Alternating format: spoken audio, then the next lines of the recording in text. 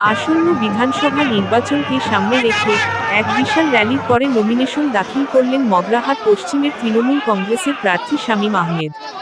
এছাড়াও সঙ্গে ছিলেন ডায়মন্ড হারবারে প্রার্থী পান্নালাল হালদার সহ বিভিন্ন বিধানসভা থেকে 5 জন তৃণমূলের প্রার্থী। এদিন সকাল থেকেই দলীয় নেতাকর্মী ও সমর্থকদের উপস্থিতিতে এলাকা জমজমাট হয়ে ওঠে। রবিবার কপাট হাটমোড় সংলগ্ন এলাকা থেকে স্থানীয় নেতৃত্বকে সঙ্গে নিয়ে এক বিশাল র্যালির মাধ্যমে নমিনেশন জমা দিতে যান তৃণমূলের 2 প্রার্থী। পথে পথে দলীয় পতাকা, ব্যানার এবং জয় বাংলা স্লোগানে মুখরিত হয়ে ওঠে গোটা স্থানীয় এলাকা। কর্মী সমর্থকদের উচ্ছ্বাস ছিল চোখে পড়ার মতো। প্রার্থী শামীম আহমেদ জানান, মানুষের আশীর্বাদ ও সমর্থন নিয়েই তিনি এই নির্বাচনী লড়াইয়ে নামছেন।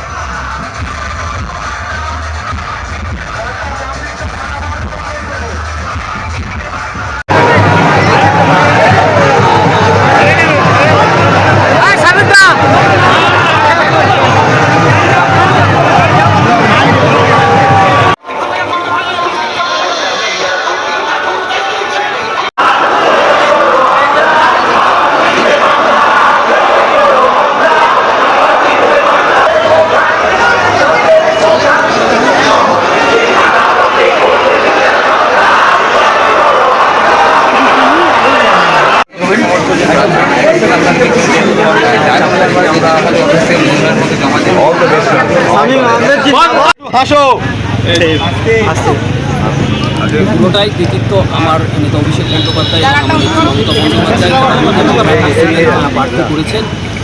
আজকের আমরা নমিনেশন জমা করলাম, আমি এবং আমার সঙ্গে কেন্দ্রের তৃণমূল কংগ্রেসের প্রার্থী পান্নালা। তো আপনারা দেখলেন যে সাধারণ মানুষ রাস্তায় নেমে এসেছেন এবং আমাদেরকে আশীর্বাদ দিয়েছেন। তো সেই জন্য সবাইকে ধন্যবাদ, যারা আমাদের সমর্থক, যারা আমাদের সাধারণ গ্রামবাসী যারা রাস্তায় নেমেছেন সকলকে। জয়ের প্রতি কতটা আশ্বস্ত? আমরা জয়ের ব্যাপারে 100% শিওর। জয় নিয়ে আমাদের কোনো চিন্তা নেই। আমাদের চিন্তা এখন যে মার্জিন আমরা কতটা বাড়াতে পারবো, মার্জিন কতটা বাড়াতে পারবো সেটাই নিয়ে এখন আমরা। উন্নয়নের ইস্তাহার কী থাকছে মগরাহাট পশ্চিমের? উন্নয়নের ক্ষেত্রে আমাদের সরকার 15 বছরে যা যা আছে, এছাড়াও যে প্রবলেমগুলো মগরাহাট পশ্চিমের মানুষজন আমাদেরকে বলেছে, যেমন সিরাপুর থেকে উস্তি পর্যন্ত একটা খাল কাটার ব্যাপার বলেছে, দীর্ঘদিনের দাবি আছে। এছাড়াও উস্তি ব্রিজ এবং বামনা ব্রিজের জন্য সাধারণ মানুষজন আমাদেরকে বলেছেন। এগুলো আমরা আপনার ইলেকশন ভোটের পরে আমরা দিয়েছি এবং আশা করছি আমার নেতা অভিষেক বন্দ্যোপাধ্যায়